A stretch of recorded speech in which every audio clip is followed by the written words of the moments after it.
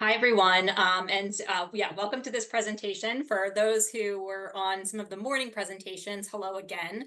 As you probably heard, my name is Teresa or Terry Rowe. I am the long-term care unit lead for the post-acute care team in the surveillance branch. And I'm really excited to introduce some members from the Office of the Antibiotic Stewardship, Dr. Sarah Kabbani and Katryna Gouin, who are going to be presenting on antibiotic stewardship in long-term care facilities.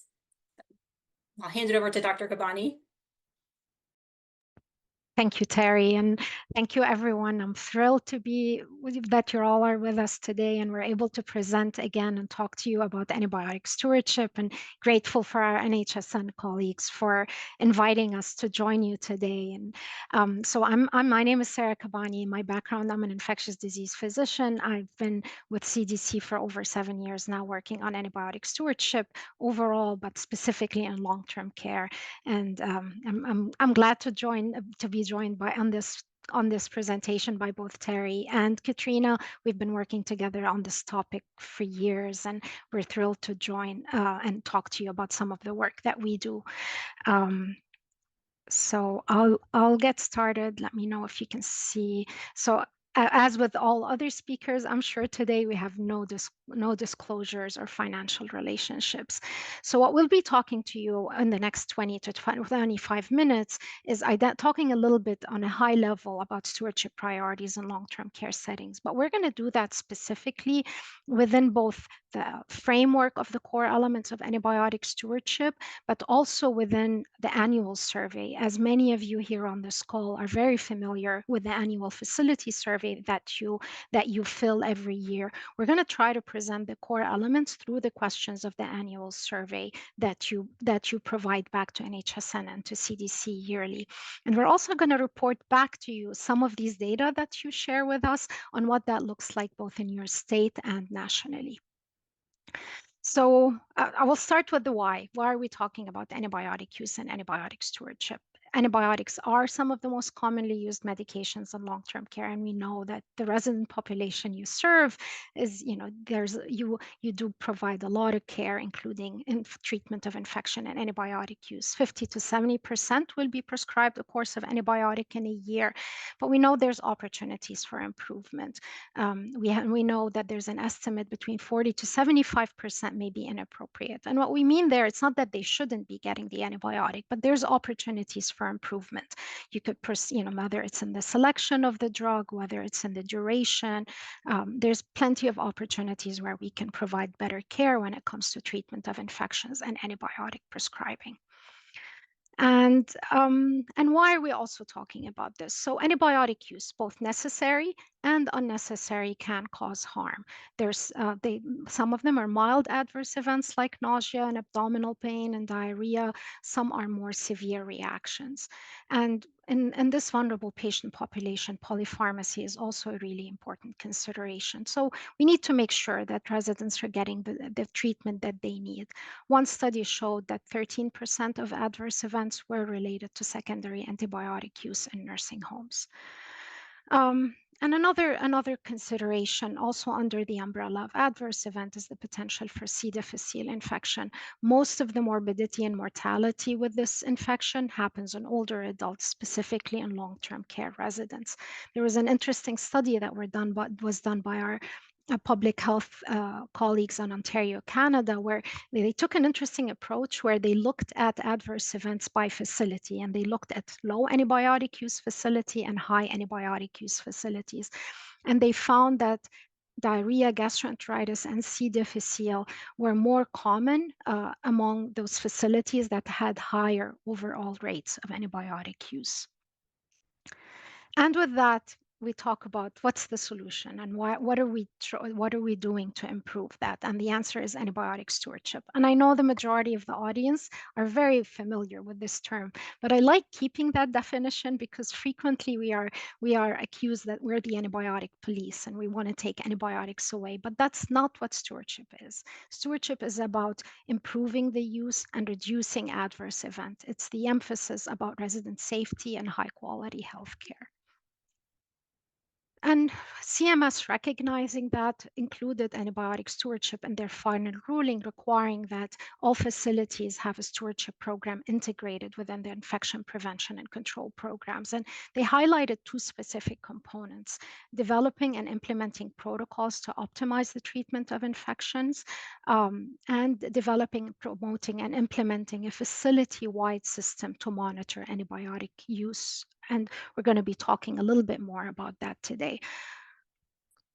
So within that, with the more about the how of why we do stewardship are the core elements of antibiotic stewardship.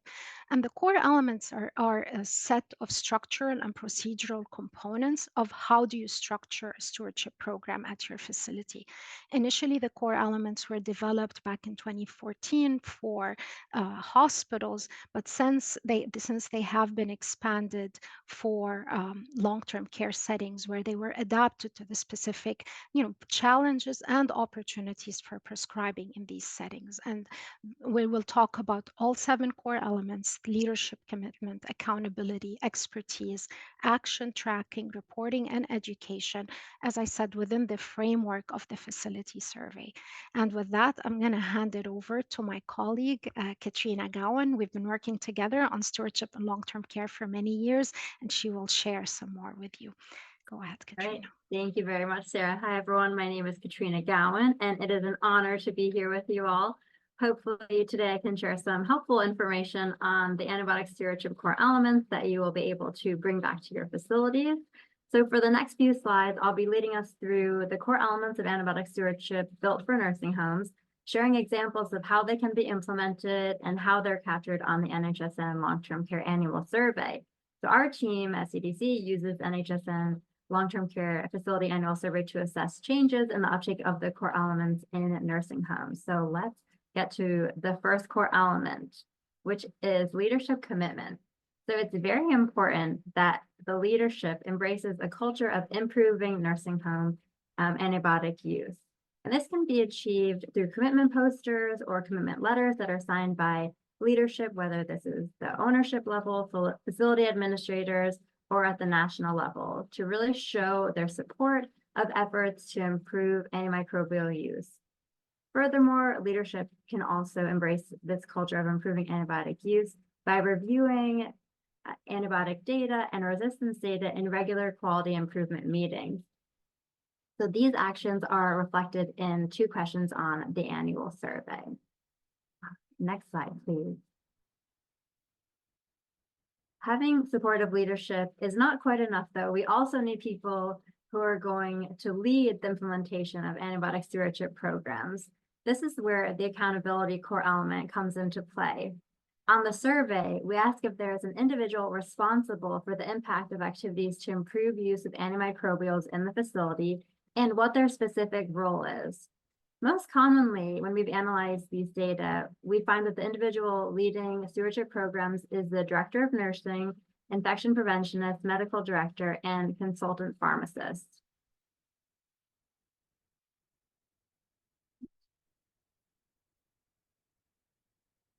For an antimicrobial stewardship program, it's imperative to have access to an individual with antibiotic drug expertise to have improved prescribing practices.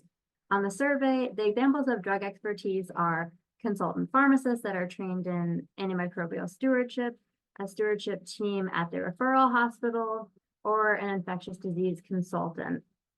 We encourage nursing homes to leverage the consultant pharmacists at their long-term care pharmacy to help to support stewardship implementation.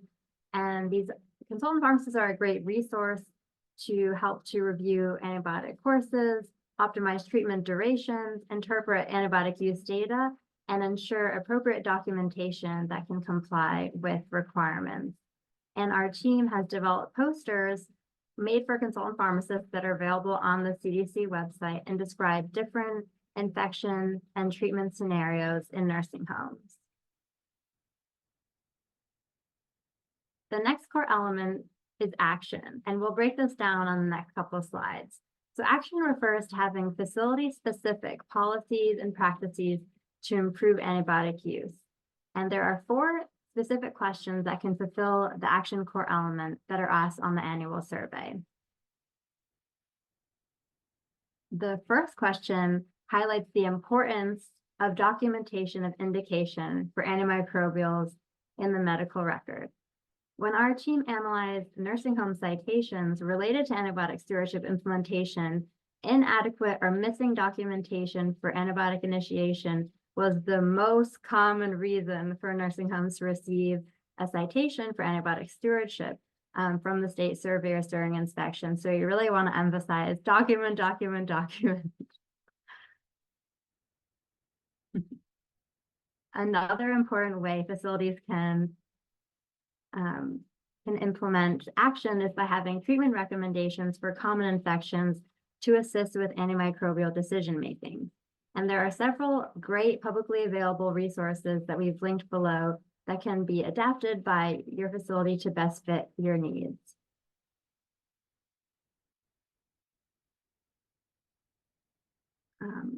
The last action that I'll talk about is addressing long duration of therapy, or just in general improving the treatment of infections by reviewing courses of antimicrobial therapy and communicating with prescribers on antimicrobial selection, dosing, and duration.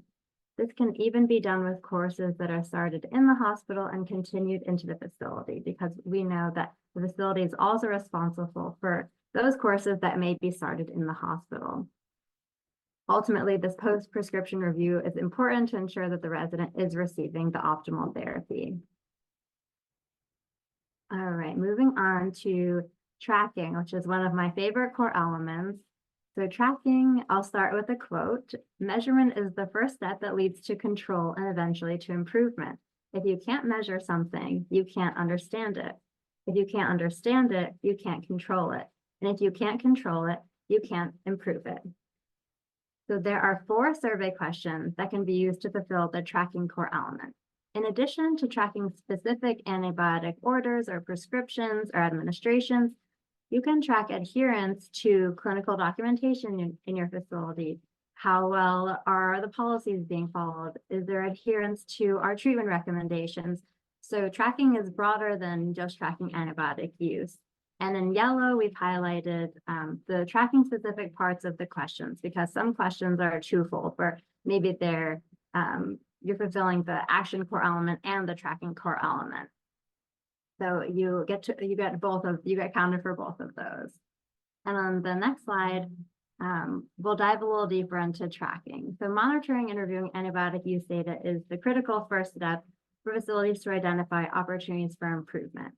And you can use your own data to determine where to start and get a sense of which practices need to be focused on. And it may differ by facility.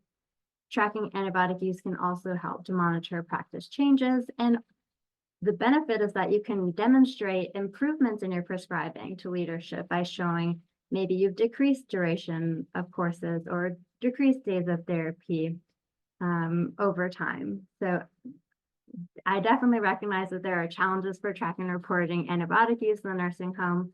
So we wanted to just present the different data sources that can be considered. So on the survey, we highlight that facilities can leverage their pharmacy services, EHR, or an infection control log, or other system to track their antibiotic use.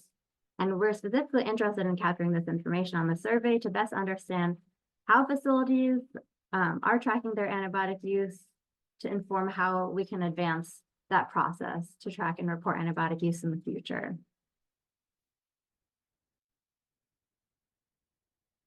So the data that we collect on antibiotic use can be leveraged in many ways to optimize antibiotic prescribing in your facility. You can describe baseline prescribing rates and track changes over time to inform your stewardship interventions.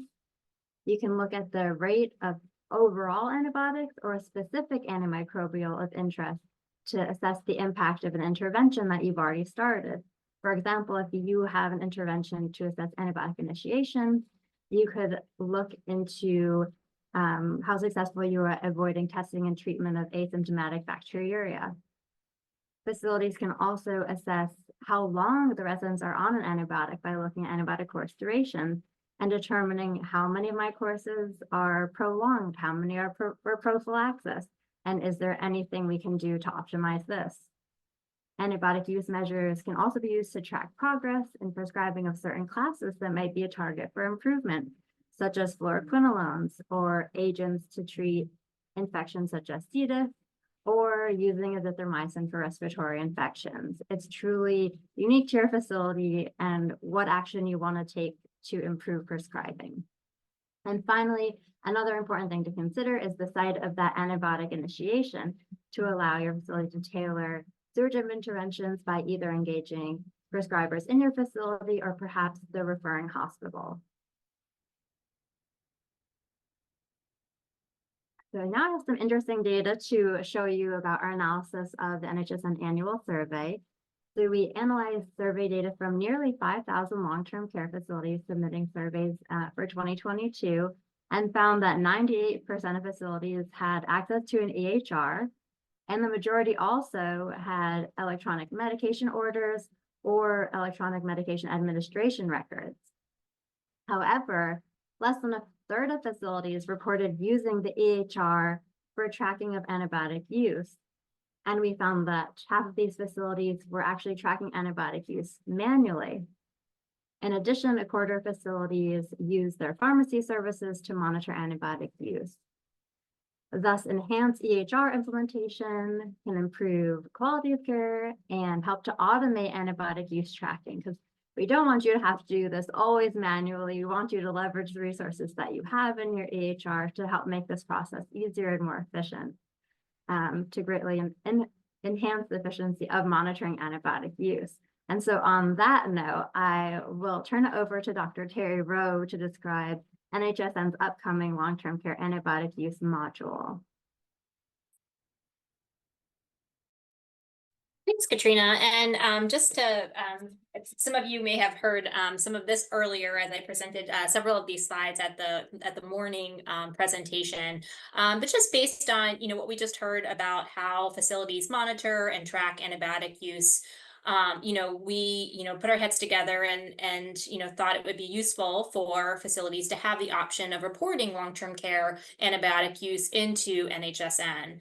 And so we have developed and are in the process of building out a long-term care antibiotic use module for NHSN, again, for nursing homes to report data on their antibiotic usage. So this antibiotic use module will be electronic data reporting, which will help reduce time on data entry. As we know, all the other modules right now are manual entry, but this module or proposed module will have no manual reporting. It will be at the person level, and we'll hopefully be able to take both orders and administrations. Oops, sorry. Oh. And again, just to kind of highlight how this can be, well, how we think this will be really useful for nursing homes, is to, one, have the data readily available back to you to be able to track and report antibiotic usage in your quality assurance and performance improvement meetings or your QAPI meetings. As we just heard, evaluate antibiotic stewardship programs, so have the data right there to be able to look at your programs and see if they're working or how you can make improvements. And we're still thinking through some of the metrics or sort of the most useful ways that nursing homes would be able to look at their data, and that would include things like the number of antibiotic courses a facility might use in a month, or the length of those courses, or just days of therapy, which is a very common sort of metric in for antibiotic use. So the anticipated development is in the spring of 2025. And obviously there's a lot of nuance to this since it would be electronic reporting. There's a lot of things to work out with respect to the electronic health record systems and nursing homes and how they would actually be able to report this into NHSN.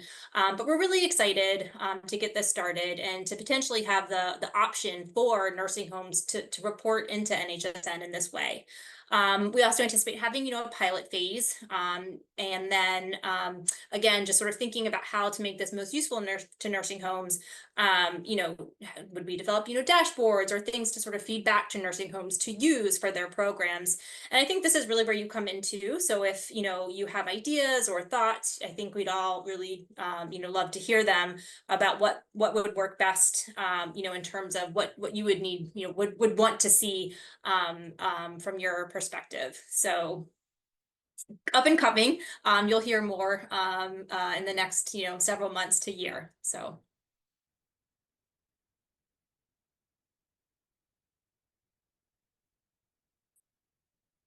I think I'm going to hand it back over now. Yes, thanks, Terry. This antimicrobial use module is definitely very exciting.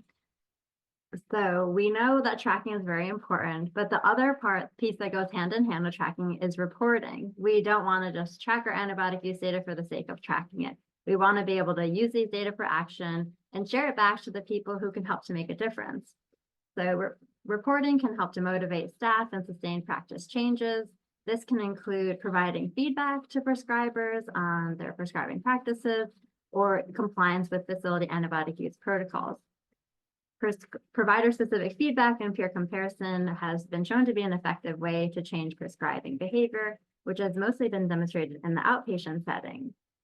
But on this slide, we have an example of a peer comparison audit and feedback intervention conducted by Public Health Ontario Research Group, in which 1,200 providers in long-term care facilities were randomized to receive audit and feedback through a prescribing report. So each provider received a prescribing report based on their prescribing practices. And the result was that it generated reductions in antibiotics that were used for prolonged durations, decreasing total antibiotic days of therapy across the population. And this report out example of provider feedback demonstrates how antibiotic use data can be used as data for action to improve antibiotic prescribing. So tracking with a purpose for improvement. The last core element is education, and it is important to educate healthcare professionals, including frontline staff, infection preventionists, clinicians, and all other staff in the facility on improving antimicrobial use. CDC offers antibiotic stewardship and IPC training courses and has also developed a toolkit for effective communication with residents and families about antibiotic use, understanding how challenging these interactions and expectations can be. Furthermore, there are several implementation tools available to long-term care professionals that we will share with you in the coming slides. And in addition, educating your residents and their families will help to set the expectations and address concerns about antibiotic prescribing. All healthcare professionals, including those in the long-term care setting, can be antibiotics aware. Sarah, I'll hand it back to you to show some of the recent data on the core elements of long-term care facilities. Thank you. Thank you, Katryna and Terry. So I'll round it up for us for the presentation, and we're eager to hear your questions after. I'm going to share, so Katryna presented some of the practices that you're reporting back to NHSN and CDC within the facility survey. So in the next few slides, I'm just going to show you an aggregate of these data and how we use these data to help us identify, what resources we need to improve and how we can help. A lot of these aggregated data, both at the national and state level, are shared on the US antimicrobial resistance and patient safety portal. The link to the portal is in the slides. This is just a social media graphic for that portal, but this portal allows you to see a lot of different data from different healthcare settings, both on antimicrobial resistance, but also on antibiotic use. Right now, we don't have long-term care. There's outpatient and hospital, and there's the uptake of the stewardship core elements, both from hospitals and long-term care. So if you, so you're going to see something, and I'll show you a few screenshots from the portal, but we've been basically using the NHSN facility survey to hear back from you on the uptake of the core elements of antibiotic stewardship in long-term care facilities back from 2016. Back in 2016, 43% of facilities told us they were meeting all 7 core elements in their practices. And that number, as you can see in the shaded dark blue in terms of proportion increased over time, where in 2022, 83% of facilities told us they're meeting all 7 core elements. As you can see by the height of the bar chart, the number of facilities that are submitting the facility survey and reporting to NHSN has changed over time. And there's a lot of variables that went into play, whether when with the QIO support for C. diff reporting, we saw an increase, when that went away, that decreased. But with increased reporting to NHSN overall during the COVID pandemic, many facilities also, although it wasn't necessarily mandatory, also reported their facility survey. And we were able to learn a lot from your experiences. And we realized that this is self-reported. So we're just looking at a box that tells us, yes, we have it, or no, we don't. And we don't necessarily have a lot of nuance of how that differs. What's yes to you could be very different than a yes to a facility that's down the road. But that said, we learn a lot when you tell us no on what you don't have. And we try to work with our colleagues here at CDC and with partners in this space, whether it's developing resources or learn more how we can provide that support. And part of what Terry and Katryna presented on long-term care AU reporting comes from that. So these are some screenshots from the patient safety portal. If you have a chance to play with it, hopefully after the presentation, we'd love to hear back from you more how we can make it useful. It is a resource mostly for our public health and state health department partners because it allows them to look at what's happening within their state. But we also hear from researchers and others who think that these data is useful to them, because you can look at in your state, you can compare what you are doing at your facility to what others in the state and nationally are doing. And as you can see, we report the numbers of facility reporting, how many are implementing the 7 core elements and how that changed over time. And there are links to methodology on how this is analyzed and defined if you're interested. It's an interactive web page where you have an interactive map where you hover over different states and you can see those actual numbers. And we report these changes over time and by core elements. And you can easily select what you're interested in and look how that changed over time.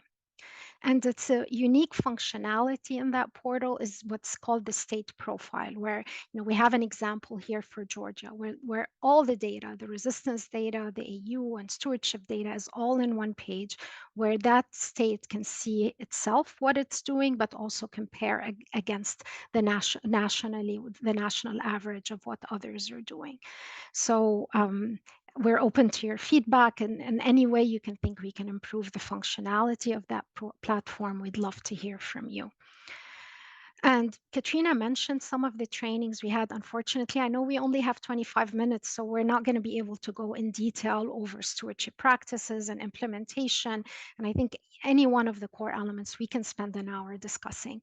That said, there is a CDC training on antibiotic stewardship that is available on the link, that's publicly available and associated with continuing education credits for MDs and pharmacists and nurses and different professional categories.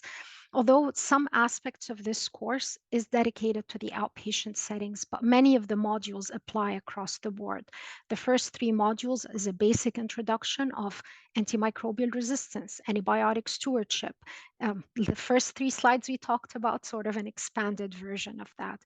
There is a module specific for nursing homes that provides an in-depth overview of the core elements. But I would also think there's also a module specific to urinary tract infections that may be very useful, as it has a focus on older adults, and it goes over the general concepts of what's asymptomatic bacteriuria and what's a urinary tract infection. And some of these, review of those basic concepts could be useful. So when you're conducting education in your setting, if someone does these basic concepts, you can go more into detail of what you can do at your own facility. And also, Katryna mentioned the nursing home infection prevention training course also includes some stewardship content, and it's also another great resource. we've been talking a lot about antibiotic use tracking and reporting, and on this slide that you have access to, you'll be getting, there are some of the resources developed by academic or public health colleagues that include tracking sheets, tools for implementation, and other resources that you can potentially leverage for antibiotic use tracking at your facilities.